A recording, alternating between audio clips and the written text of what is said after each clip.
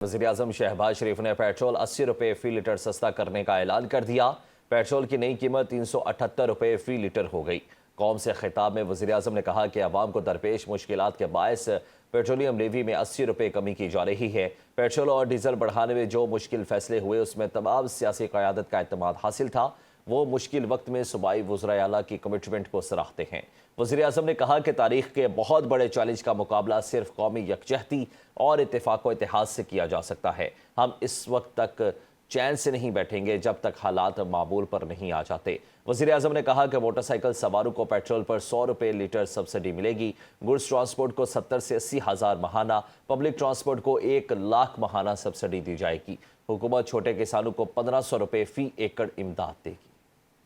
Petrol की मद में जिसकी कीमत का कल ऐलान किया गया, जो कि 458 रुपये बढ़ गई, इस कीमत को कम करने के लिए मैं आज पेट्रोल की लेवी में फिलफौर 80 रुपये फी लीटर कमी का ऐलान कर रहा हूँ।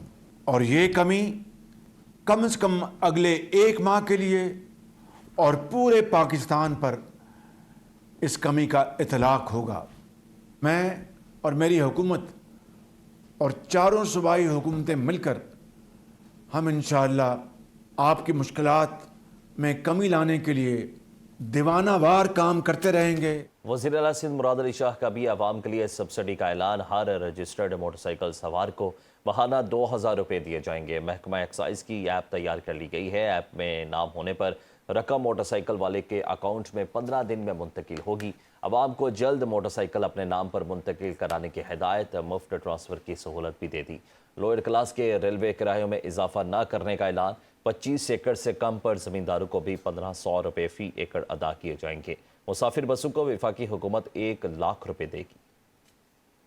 इस्लामाबाद में 1 माह के लिए पब्लिक ट्रांसपोर्ट फ्री कर दी गई। वफाकी वज़ीर दाखिला मोहसिन नकवी का एक्स पर पैगाम। कहते हैं कि फ़ैसला वज़ीर-ए-आज़म शहबाज शरीफ की हिदायत पर किया गया। आज से इस्लामाबाद में मुसाफिर मुफ्त सफ़र करेंगे। वज़ारत दाखिला तमाम अखराजात बर्दाश्त करेगी। पेट्रोलियम मसनूआत की कीमतों में ईरान जंग की वजह से बढ़ी। अगर जंग तूल पकड़ गई तो हालात इससे भी बुरे हो सकते हैं।